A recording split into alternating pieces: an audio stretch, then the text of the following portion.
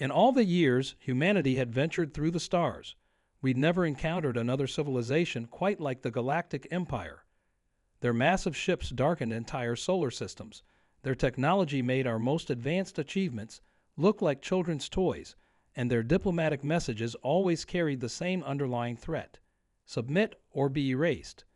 But they made one crucial mistake. They'd assumed that because we were younger, because our ships were smaller and our weapons less advanced, we would bow down without a fight. They didn't understand what it meant to be human. I remember the day their first envoy arrived at our colonial outpost on Europa. The metallic tang of recycled air filled my lungs as I stood alongside Admiral Chen in the observation deck. Their ship was beautiful in a terrifying way, all smooth angles and pulsing energy fields that seemed to bend reality itself. The Empire's ambassador, a towering figure with iridescent skin and eyes that seemed to hold entire galaxies, delivered their ultimatum with what I can only describe as practiced boredom. Your species has 2 standard cycles to integrate into the Empire, they had said, their translated voice echoing through our chambers. Resistance is inadvisable. That's when Admiral Chen did something that would go down in human history. She laughed. Not a nervous laugh, but a genuine, deep-bellied laugh that made the Empire's ambassador shift uncomfortably for the first time. You should probably look up Earth's history, she had told them, her weathered face set in a grim smile. We've never been good at following ultimatums. The ambassador's dismissive response still sends chills down my spine. Your history is irrelevant. You are merely the 47th species we have integrated this cycle. What happened next changed everything. As the Empire's forces moved to surround our outer colonies, expecting an easy victory, they encountered something they'd never faced before: humanity's unique brand of stubborn ingenuity. Our ships might have been smaller, but they were piloted by crews who had grown up reading about guerrilla warfare and asymmetrical tactics. We didn't fight like a typical spacefaring civilization. We fought like humans. The first battle at Proxima Centauri should have been our last stand. The Empire brought a fleet of world enders, expecting to find a cowering civilization ready to surrender. Instead, they found themselves caught in a carefully planned trap that used their own overwhelming force against them. Our smaller ships darted between their massive vessels, causing them to hit each other with their own weapons. We turned asteroid fields into minefields and gas giants into impromptu weapons. When the dust settled, the Empire had lost their first major battle in over 1,000 years. But this was just the beginning. As I record this log, our fleets are preparing for what might be the largest counteroffensive in human history. The Empire's forces are regrouping, but there's something different about them now, a hesitation that wasn't there before. They're starting to understand what we've known all along. Humanity doesn't bow to threats, no matter how overwhelming the odds. The warning we sent back to their high command was simple. You could have asked nicely.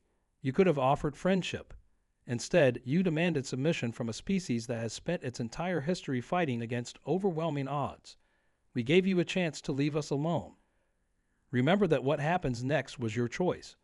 The Empire's response: total silence. And in that silence, we prepare. Because if there's one thing humans know how to do, it's survive.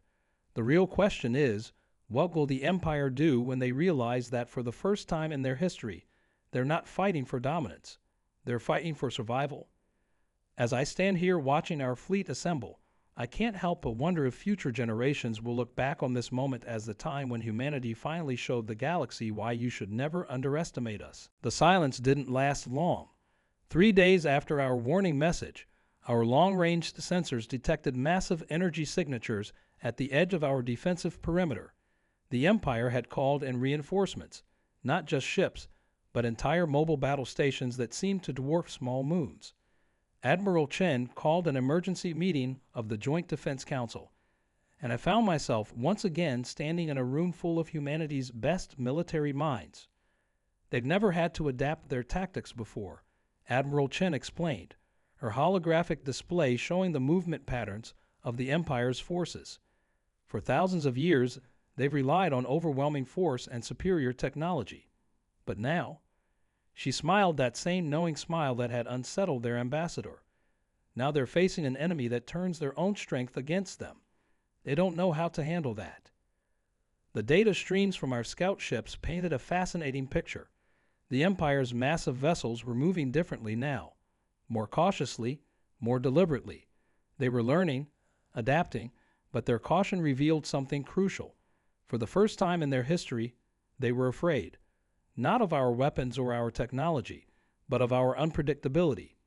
Our research teams had been working around the clock, studying the wreckage from the battle at Proxima Centauri. What we found was surprising. Their technology wasn't as incomprehensible as it first appeared.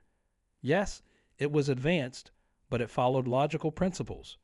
The Empire had grown complacent in their superiority, never expecting anyone to be able to analyze and counter their systems so quickly. They've forgotten how to innovate. Dr. Rivera, our lead synotechnologist, explained during the briefing. When you've been at the top for so long, you stop looking for new solutions. Every problem they've faced for the past 1,000 years has been solved with brute force. But humans, she gestured to the modified fighter designs on her screen. We'd spent our entire history finding ways to punch above our weight class. The intelligence reports from our deep space operatives reveal another crucial detail. We weren't the only species watching this conflict with interest. Other civilizations that had been forcibly integrated into the Empire were paying very close attention to how humanity was resisting. We were showing them something they had forgotten was possible, that the Empire could bleed. Our preparations weren't just military in nature. Every human colony, every outpost, every station was being transformed into a potential fortress. We learned from our own history, from armies that had tried to conquer vast territories only to find themselves bleeding from 1,000 small cuts.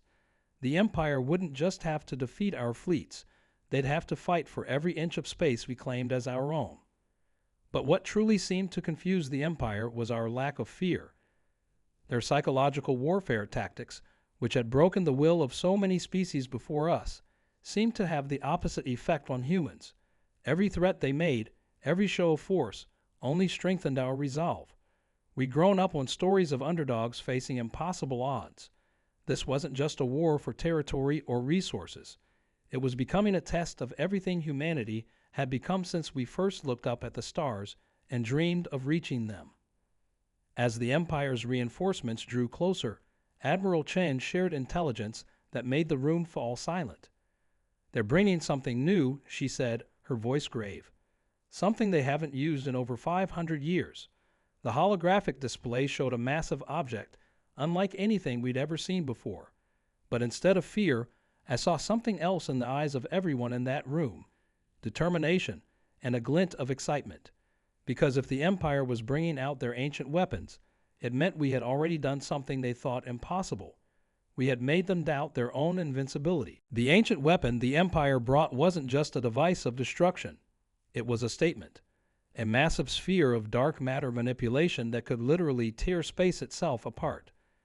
Our sensors could barely comprehend its readings, and even our most advanced scientific minds struggled to understand its full capabilities. But as we watched it move into position, something unexpected happened that would change the course of the entire war. One of our deep space monitoring stations picked up an encrypted transmission, not from the Empire, but from within it. The message came from a species that had been integrated centuries ago. They had maintained a secret resistance all this time, waiting for the right moment. Seeing humanity's defiance had given them hope, and more importantly, they had intimate knowledge of the Empire's ancient weapon. "The sphere isn't just a weapon," Admiral Chen announced during the emergency briefing, her voice tight with controlled excitement. "It's a key to the Empire's entire power structure. They've used it only twice in their history, and both times it nearly destroyed them too. They're desperate enough now to risk everything." The room erupted in hushed discussions as she displayed the decoded schematics. Our research teams worked around the clock, analyzing the data. The weapon's power source was based on principles we'd theorized but never mastered until now. The Empire had grown so dependent on their existing technology that they'd stopped looking for new applications. But humans, we saw possibilities they'd never imagined. The tension in the Sol system was palpable as the Empire's fleet approached. Their massive ships moved into formation around the sphere, creating patterns we'd never seen before. Our own forces were dispersed throughout the system, using the asteroid belts and planetary orbits to our advantage. Every human colony was on high alert, every civilian shelter prepared for the worst. What the Empire didn't know was that we'd been setting up our own surprise. While their attention was focused on our visible defenses, our stealth teams had been positioning themselves using technology we'd reverse-engineered from the wreckage of their own ships. It was crude by their standards, but it had one advantage. They weren't looking for it because they'd never imagined we could adapt their tech so quickly. The moment of truth came when their ancient weapon began to power up. The space around it literally began to warp, creating distortions that our instruments could barely measure. The Empire's final message was broadcast across all frequencies. Witness the price of defiance. That's when Admiral Chen gave the order we'd all been waiting for. All units, execute Operation Pandora, she commanded, her voice steady despite the gravity of the moment. Throughout the system, hundreds of small human ships emerged from hiding, but they weren't attacking. They were positioning themselves in a very specific pattern, one that had taken us days to calculate. The Empire's response was immediate and predictable. They turned their massive ships to target our revealed forces. But something was wrong, and we could see the moment they realized it. The energy readings from their ancient weapon began to fluctuate in ways they'd never seen before. The distortions in space weren't behaving according to their calculations. That's when Admiral Chen revealed our true plan. We weren't trying to destroy their weapon. We were trying to hijack it. The pattern our ships had formed wasn't an attack formation. It was a resonance matrix, using principles we learned from studying their own technology. We were about to attempt something that even our own scientists had called impossible. As the energy built to critical levels, the Empire's commanders finally understood their mistake. They had brought their most powerful weapon to crush our resistance, but in doing so, they had given us access to the very thing that had maintained their dominance for centuries. The space around us began to crackle with energy, and for a moment, everything seemed to hang in perfect, terrifying balance. The next few moments would determine not just the fate of humanity, but the future of every species that had ever faced the Empire's tyranny. And as I watched the energy readings climb beyond anything we'd ever seen, I realized we were about to show the galaxy why humans had always been survivors. Just as our resonance matrix began interfacing with the Empire's ancient weapon, their fleet did something none of our simulations had predicted. Instead of trying to stop us, they initiated what appeared to be a self-destruct sequence across their entire fleet. The energy surge was enormous, threatening to destabilize our carefully calculated pattern. But this wasn't an act of desperation. It was a calculated move. They're trying to overload the system. Dr. Rivera's voice cracked through the command channel.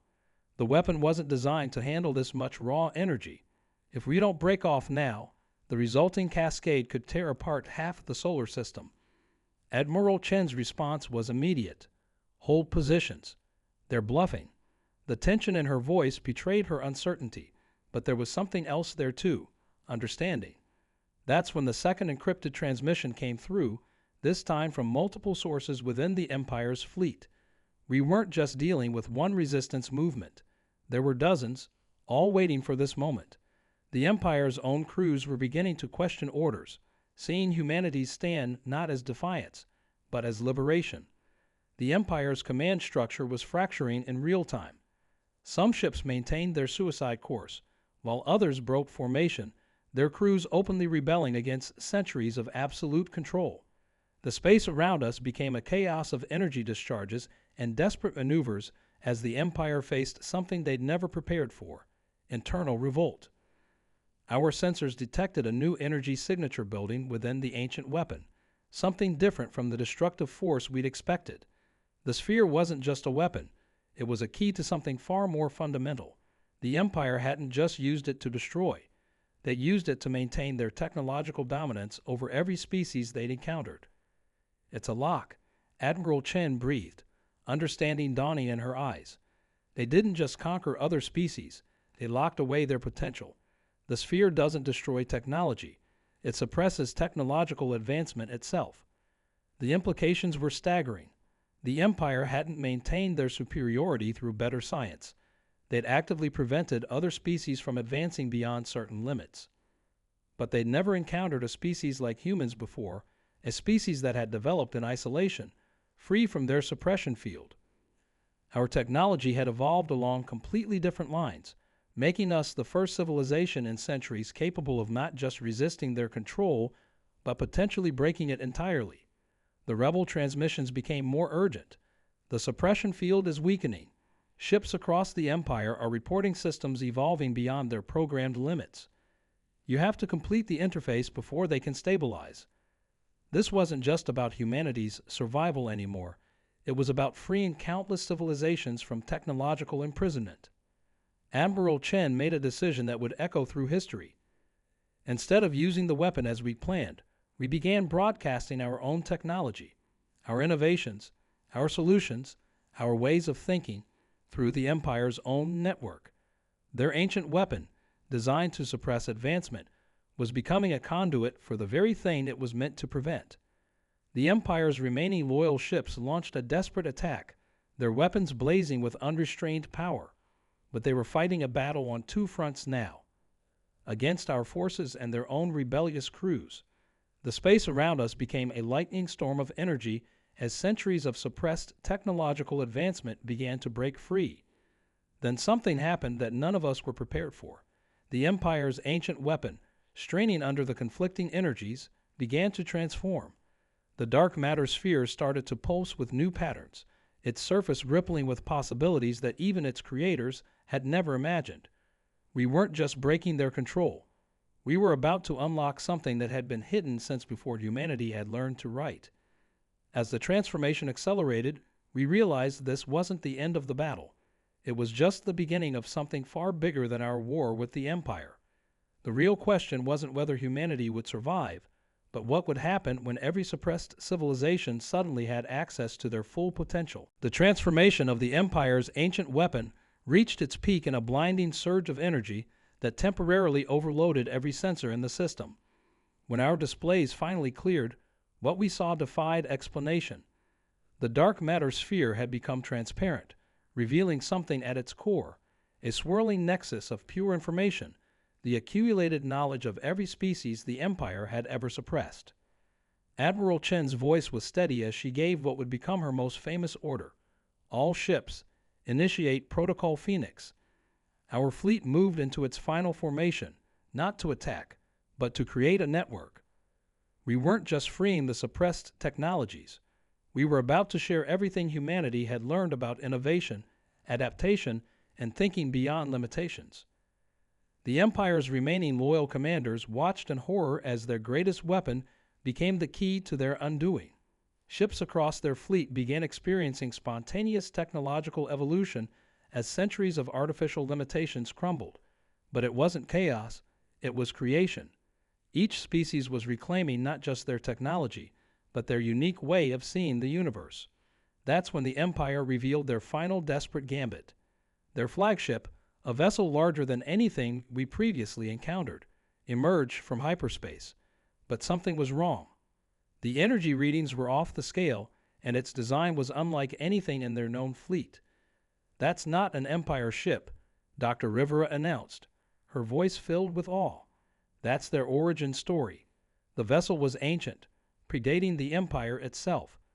We were seeing the true face of the species that had started it all, and in that moment we understood. The Empire hadn't suppressed technology out of mere cruelty. They'd done it out of fear. Fear of what had happened to their own civilization when technology advanced too quickly without the wisdom to control it. But humanity had learned different lessons from our own near disasters. As the ancient vessel prepared to fire what looked like a system-killing weapon, Admiral Chen transmitted a simple message. "We understand your fear, but suppression isn't the answer. Let us show you another way." The next few moments would be recorded in the histories of 1,000 worlds. Our fleet, together with the newly liberated ships of the former Empire, didn't attack the ancient vessel. Instead, we surrounded it in a sphere of our own, creating a demonstration of something the Empire had forgotten was possible: collective innovation without destruction. The ancient vessel's weapon never fired. Instead, its crew witnessed something unprecedented. Species that should have been enemies working together, combining their newly unleashed potential not for warfare, but for creation. The transparent sphere at the center of our formation had become a visible representation of what humanity had always known, that true strength comes not from suppressing others, but from growing together.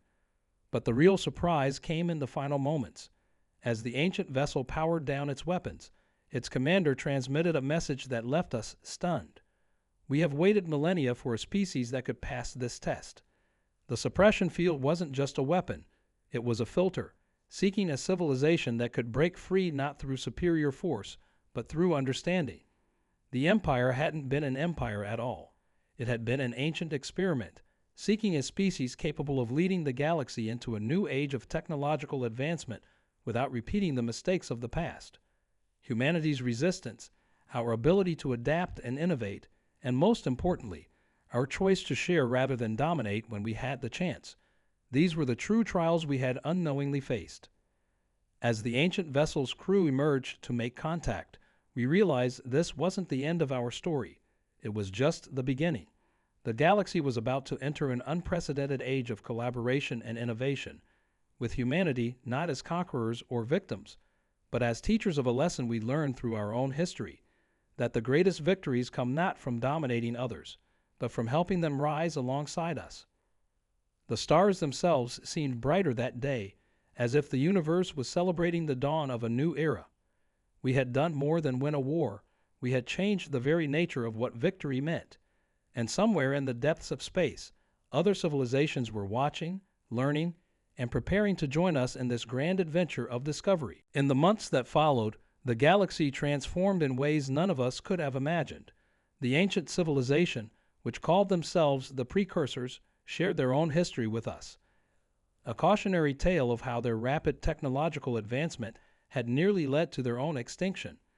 They had created the Empire not as conquerors, but as guardians, waiting for a species that could show the galaxy a better path forward. The suppression field was dismantled completely, replaced by something unprecedented, a galactic network of innovation and cooperation. Each liberated species brought their own unique perspectives and technological innovations to the table. The Arcturians, free to develop their biotechnology, created breakthroughs in medical science that helped heal the scars of centuries of suppression. The Centaurians, with their gift for quantum mechanics, helped revolutionize space travel in ways that made the Empire's ships look primitive.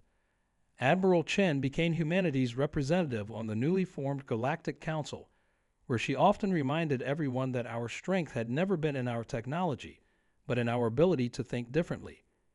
Humans aren't special because we're stronger or smarter, she would say.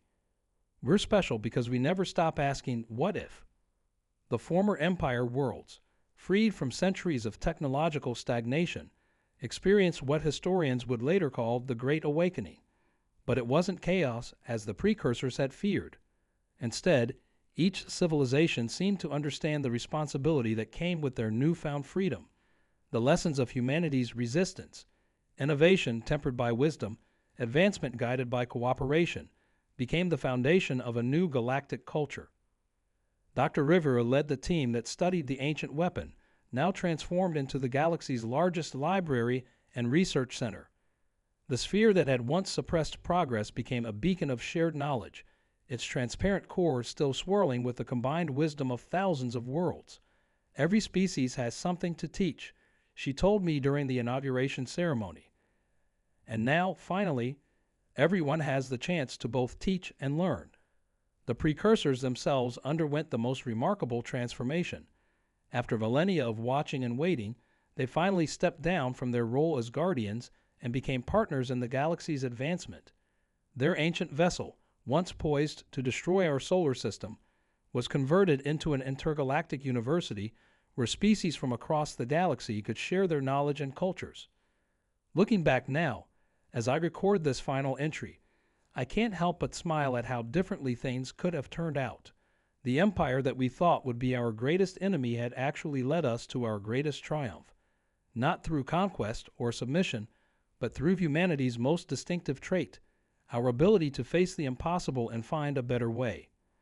Our colonies are now bustling centers of interstellar commerce and cultural exchange.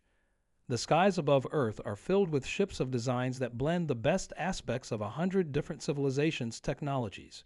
And somewhere out there, other young species are emerging, looking up at the stars and dreaming of reaching them. They won't find an empire waiting to suppress them. Instead, they'll find a galaxy of mentors ready to welcome them into a future that humanity helped create. One where advancement doesn't mean destruction, where strength doesn't require domination, and where the greatest adventures are the ones we undertake together. As Admiral Chen said in her final address before retiring, we didn't just save ourselves. We reminded the galaxy of something it had forgotten, that the stars aren't meant to be conquered. They're meant to be explored, understood, and shared. That's the legacy we leave for those who follow. And so our story becomes part of a much larger one, a testament to what can happen when you face a seemingly unstoppable force and choose to change it rather than destroy it. For all the young species out there looking up at the stars, wondering what awaits them, we'll be here, ready to help them write their own chapters in this continuing story of discovery, innovation, and hope.